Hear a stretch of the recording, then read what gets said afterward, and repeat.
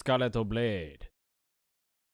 Hello, ladies and gentlemen, and welcome to Silent Night, Memoirs of a Royal Guard, Chapter 44.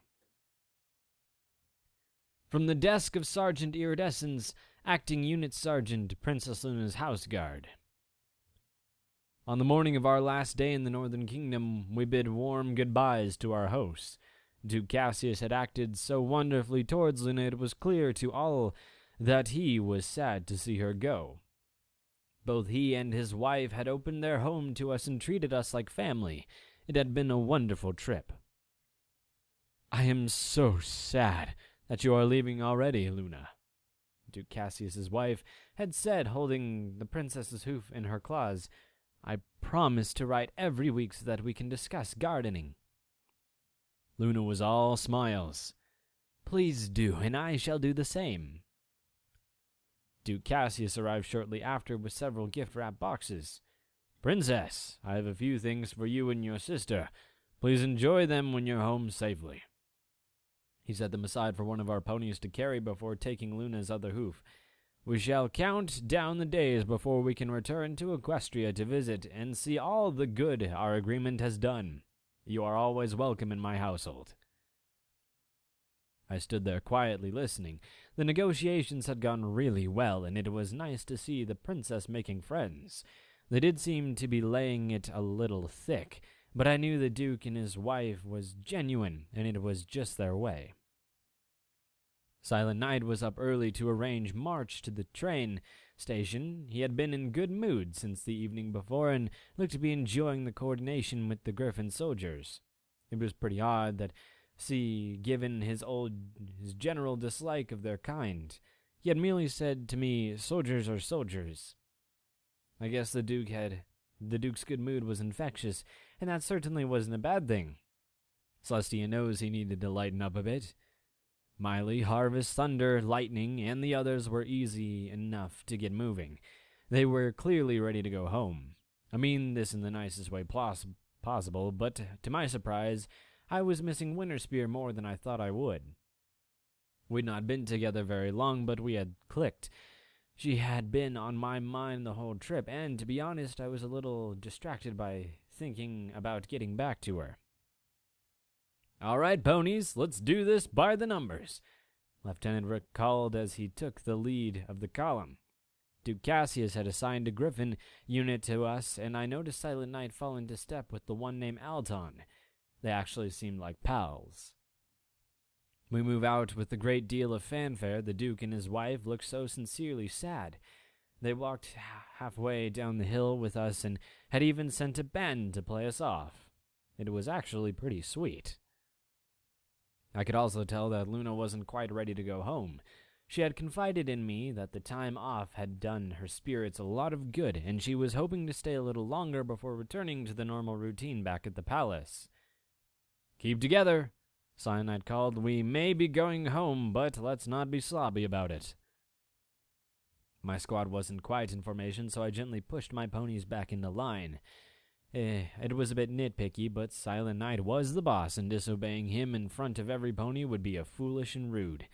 We were having enough trouble in our private life. I didn't want to get on the wrong side of him at work, too.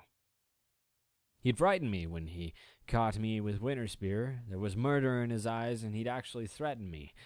Don't get me wrong, I don't blame him for it. What frightened me was his conviction. His threat was more of a fact.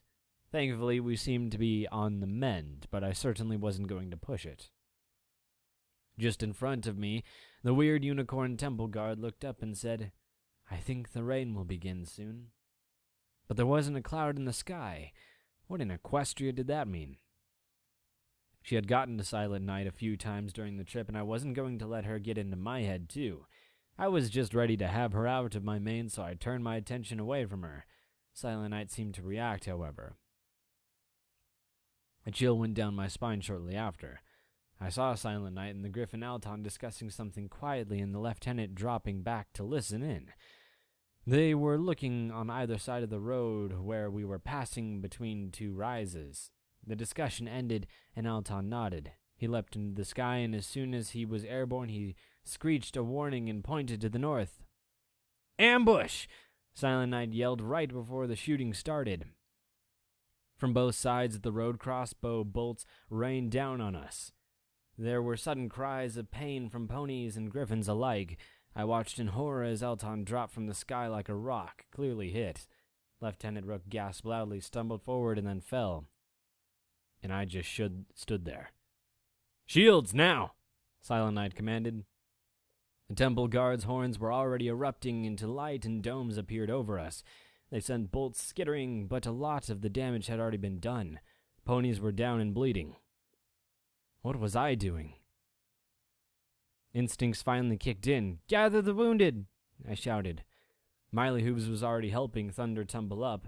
He had been hit in the side and was, unfortunately, not the only one. Risky Storm had so many bolts sticking out of him, he wasn't moving either. It was best to focus on ponies nearest to me. Exemplar Feral was walking about calmly in the chaos. Her horn was hollowed in bright silver, holding up a wide dome. Her expression was blank, as if she were wandering about on a sunny day, but she carefully helped ponies up and hoisted them off their unwounded guards. My attention was quickly drawn to Silent Night as he worked the lieutenant into his back. I hurried over and gave him a hoof. Russet Rook groaned out the words, "Leave me. Get the princess out of here." "No heroes today, sir," Silent Night replied as he stopped to check Alton, where he laid on the ground. A frown crossed his face, and he gently set a hoof on the griffin's shoulder before looking up and yelling, "Focus, every pony! This is the real thing, but we've trained for it. We need to get to the station. Iridescent, stay next to Princess Luna and shield her. Come on, ponies, help the wounded. We're moving out now." The winds of magic brushed by my horn, and I focused on them. Slowly the shield expanded out and grew. I wrapped Luna in it and moved close to her side. That was my task, and I had to focus on that. A scowl had darkened the princess's expression, and it quickly turned to anger as she took stock of what was happening. I was worried about shock. Ponies, especially princesses that were locked alone in the moon for 1,000 years, simply aren't used to being dropped into a battle. The princess quickly found herself, however, and moved with us. Her horn lit and readied what I could only assume would be lethal magic. We started advancing again while the shields were doing their job of keeping the bolts away. Then the shooting suddenly stopped. I presume because the griffins had figured it out. 50 or more leapt from the hiding places to land within our midst and attack at close quarters. The shield had not kept them out. Silent Night hurried over and pushed the lieutenant off onto my back. "Don't drop him and don't stop no matter what," he commanded as he turned toward the griffins and defended my rear. Lieutenant Rook was barely conscious. He had been hit 3 times, the leg, the rear flank, and the side. I noticed Silent Night had been hit too, but it looked like his armor had spared him. "Keep moving," he ordered loudly over his shoulder. I heard Lavender scream in pain, but looking back wouldn't help. Silent Night said move, so we moved forward. To be honest, I didn't want to look back. I'd been in my share of fights. I'd even imagined to make it through the changelings. This was nothing like that, though. This was different. Luna actually growled and took aim with her horn. The griffins that had landed in front of us were struck by a devastating blue beam and sent reeling like rag dolls. Our escape route was clear. Captain Alistair landed off to the right and sneered, "Well, well, well. The princess will fetch a hefty ransom from the Duke. He is so enthralled by you ponies. Unfortunately, the rest of you won't be necessary." Silent Night didn't hesitate for an instant. He charged the captain and reared up on his hind legs. I think the griffin had grossly underestimated what it would feel like to be hit by a stallion wearing hoof guards. He barely tried to block in a sign of foolish bravado. Silent Night hit him twice and knocked him down. "Keep moving forward," he yelled. "Fighting retreat." Our ponies and the remaining griffin guards engaged the would-be raiders while they kept moving the princess forward. I could see the train stallion and knew if we could get to this train, we might get away. "Hurry, every pony, we're almost there," I called as the melee behind me continued. Captain Alistair was back up and moving much more carefully as he circled Silent Night. The two leaped at each other viciously.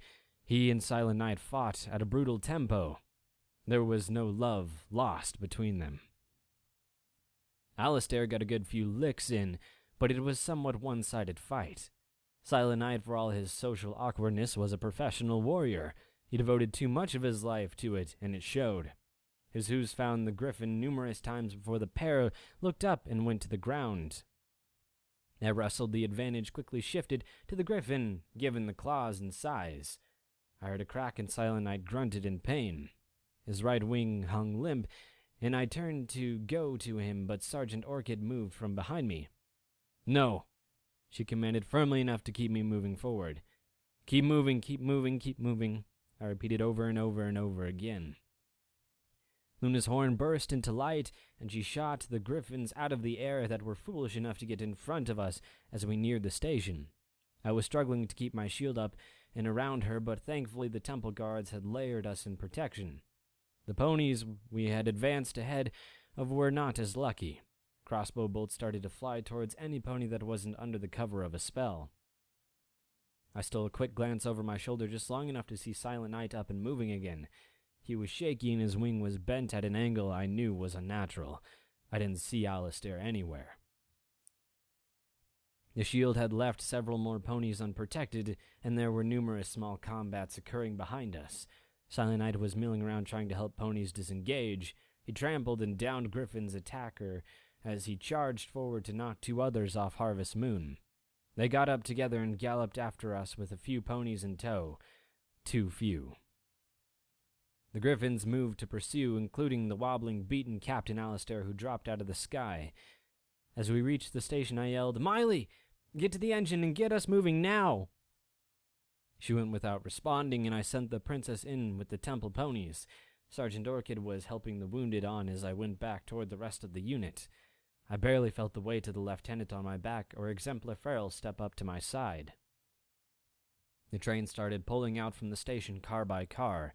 From where I was, it looked like the Griffins would catch the stragglers for sure, at least until Farrell got to work. Her horn lit up once more into a brilliant silver, and just like that, every Griffin fell heavily, suddenly from the sky. Our ponies seemed to struggle to move, but Silent Night shouted, "Gravity spell! Don't give up! Keep going!" They didn't need much more encouragement than his words and a few shoves. As the last car was starting to pull out, they arrived at the platform. Exemplar Farrell stepped on, maintaining her spell, and so did the others. Silent Night was pulling up the rear. "Come on, Sergeant," Miley Hooves called from over my shoulder. "I got us going." I waited a step longer to go into the last car with her. Huffing and puffing, Silent Night leapt off the end of the platform and landed on the back of the train. He was the last pony on. I didn't care to think about how many others were back on the road. They had fought valiantly, as had our Griffin escorts. "We made it," I breathed, but he shook his head and pointed. The range of the gravity spell was finite, and it seemed the further you were from the caster, the easier it was to move. Some were flying again.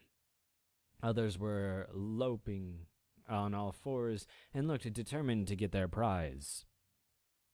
"Gravity or not, they're coming. Move the princess as far as we can. We'll get rid of some of the weight and speed the train by dropping the extra cars. We don't need to ride in style. Go!" Silent Night ordered, and we all moved into the door just as the first Griffin started catching onto the rails and pulling themselves up. Miley, to our surprise, pulled some potions out of her pack and threw them at the back of the car. Where they landed, flame immediately sprung to life. That certainly slowed the Griffins down, but they kept piling in. We charged through the overly long rows of seats while the back was fully engulfed. When we reached doorways between the last and the next car, I felt two hooves hit and then shove my rump forward. The force plus my weight of the lieutenant on my back carried me into the next car. Rook landed past me with a thud and a groan. As I looked back, I saw Captain Alistair with his claw around Silent Night's hind hoof. Holding him as he struggled and kicked, Silent Night had landed between the cars, inches from the coupler. Our ours met, and I shouted, "Don't!" He pulled the pin holding the two cars together without hesitation, and our half immediately leapt forward and his began to slow. The whole rear of the car was on fire, and I saw him kick Alistair right in the beak, knocking him back. The only way out was the door, Silent Night occupied. He stood in it, drew his sword, and spread his unbroken wing to trap the griffin inside the burning car while we raced down the track, leaving him to face them alone. My heart sunk, and I laid wearily on the floor, watching Silent Night drift further and further away. Well then, I hope you guys have had a wunderbar day.